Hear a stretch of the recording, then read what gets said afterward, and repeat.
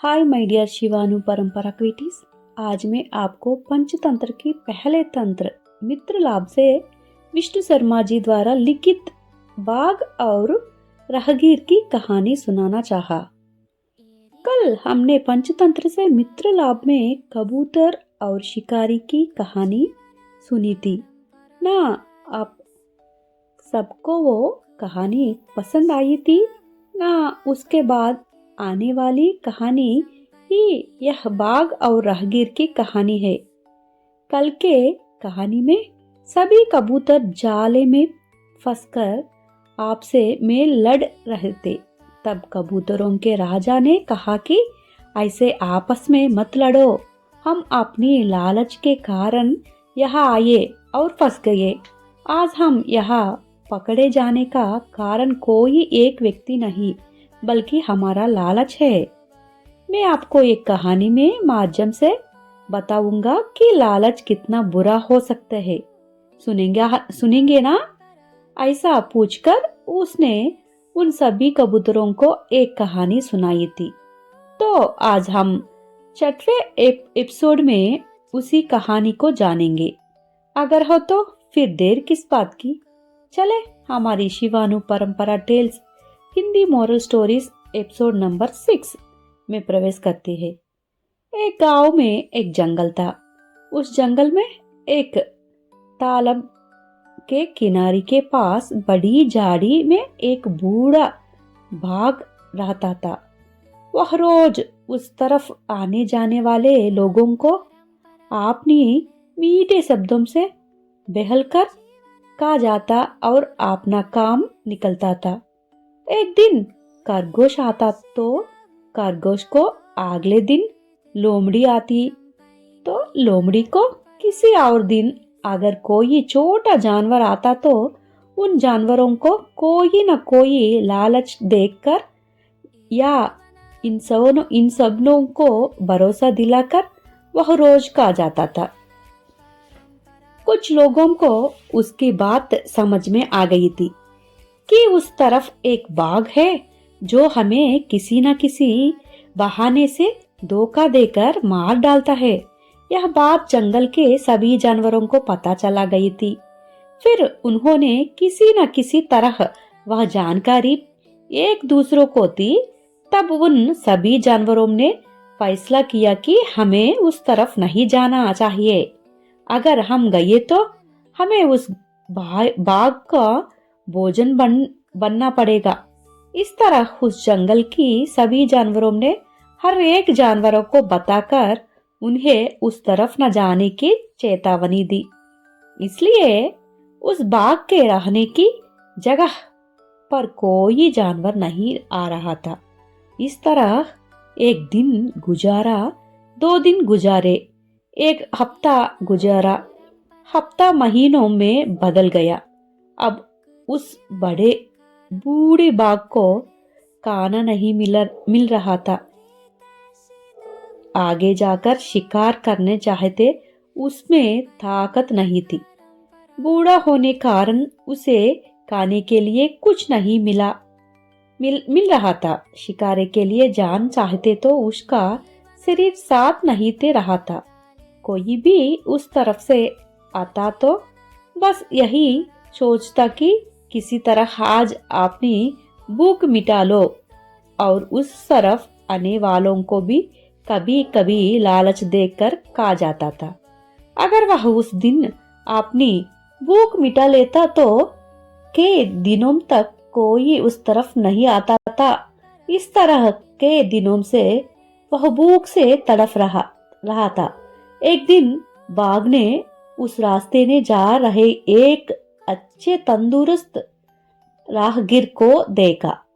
मन ही मन सोचा कि किसी भी तरह इस राहगीर को भरोसा दिलाकर अपने पास बुलाना है। किसी भी हालत में आज मुझे भूख पेट नहीं सोना है। और मन में एक योजना बनाई। इस बात से अनजान राहगीर उस तरफ गाने गाता हुआ खुशी से जा रहा था। तुरंत उस बाघ ने कहा, ओ राहगीर, एक बार इधर देखो मेरे पास। एक सोने का कंगन है। इसे किसी पुण्यात्मा को दान करने के लिए मैं कितना दिनों से इंतजार कर रहा था। खुशकिस्मती से आज तुम मुझे दिखाई दिए। उस भगवान ने मुझ पर दया की और तुम्हें इधर भेजा है। उस तालाब में अच्छी तरह से स्नान करके आओ और यह सोने का कंगन ले लो। और आपने पास पड़ा हुआ सोने का कंगन दिखाया। चमकते हुए उस कंगन को देखते ही उस राहगीर को लालच आ गया, लेकिन बाघ के पास जाने के वह उसे मार डालेगा, इस डर से वह कांप उठा। एक तरफ सोने के कंगन की आशा और दूसरी तरफ बाघ के पास जाने की वह उसे कहा जाएगा यह डर उसके मन में उलझन पैदा कर रही थी। फिर भी हिम्मत करके उसने बाघ से कहा, ओ बाघ राजा, तुम एक क्रूर जानवर हो। तुम्हारा भरोसा करके मैं तुम्हारे पास कैसे आ सकती हूँ? सोने के कंगन के लिए कौन अपने प्राणों को खोना चाहेगा? उसने किसी समझदार व्यक्ति की तरह पूछा। जो लोग धोखा देना चाहता है वो किसी को भी भरोसा दिलाने की कोशिश करते हैं। उसी तरह उस राहगीर की बात सुनकर बाघ ने कहा, मैं क्रूर जानवर हूँ, तुम्हारा डरना जायज है, लेकिन जब मैं तुम्हारे जैसा था तब मैंने कई पाप किया। मैंने कई जानवरों को और कई इंसानों को मारकर खाया है। उन पापों के धोने के लिए मैं इस कंगन को दान देना चाहता हूँ। मेरी बड़प्पन से खुश होकर इस गांव के राजा ने मुझे यह कंगन उपहार में दिया था। अब मरने के कारक पर खड़ा हूँ। मैं इस कंगन का क्या करूँगा? सिर्फ पुण्य कमान ही एकमात्र लक्ष्य है। वैसे भी मैं बूढ़ा हो चुका हूँ, उठने की ताकत नहीं है। मेरे नाखून किस गए हैं, दांत गिर गए हैं, आंखों से भी ठीक से दिखाई नहीं देता। फिर भी आखिर क्षण में अच्छा बनना चाहता हूँ। मैंने मांसाहार छोड़ दिया है और फल सब्जियों से अपना पेट भरता हूँ। इसलिए कोई शक न करते हुए स्नान करके आओ। जो कल मरने वाला है उस देखकर मत डरो, उसने कहा। उस कंगन की प्रति अधिक मह रखने वाले उस राहगीर ने दुराशा के साथ बाघ की बात मान ली और स्नान करने के लिए तालाब में उतर गया। वह तालाब की कई दीवों से गंदा पड़ा था, इसलिए उसमें बहुत कीचड़ था। उसमें आना जाना हमेशा वही रहने वाले बाघ को अच्छी तरह से आदत था, लेकिन नए आए राहगीर को उसके बारे में पता नहीं था। वह उस कीचड़ी में दस गया और ऊपर नहीं आ पाया। हाय, मैं कीचड़ में दस रहा हूँ, बचाओ बचाओ कहकर जोर जोर से चिल्लाया। जब राहगीर चिल्लाया तो बाघ ने कहा, डर मत, मैं आकर तुम्हें बचाकर ऊपर ले आऊंगा। और धीरे से उसके पास आकर उस पर झपट कर उसे मार डाला और संतोष से खा लिया। मरने से पहले उस राहगीर सोचा, क्या कष्ट है अगर मैं कंगन का लालच ना करता तो, लेकिन तब तक जो होना था वह हो चुका था। अब बताओ,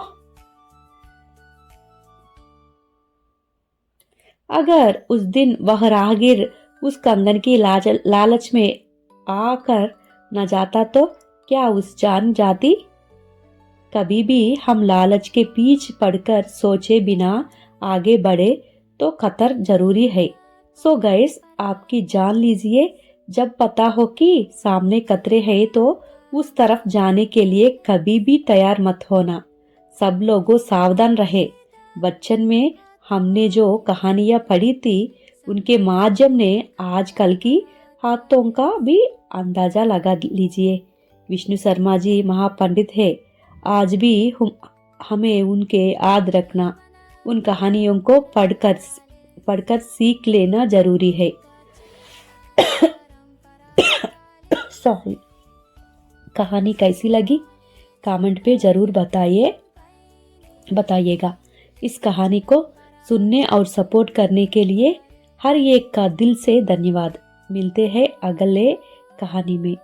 मेरा हिंदी बहुत अच्छा नहीं है, मैं हर रोज़ यही बात आपसे कहना है ना, प्लीज़ कुछ गलत है तो मुझे माफ़ कर दीजिए। आपकी शिवानु। बाय।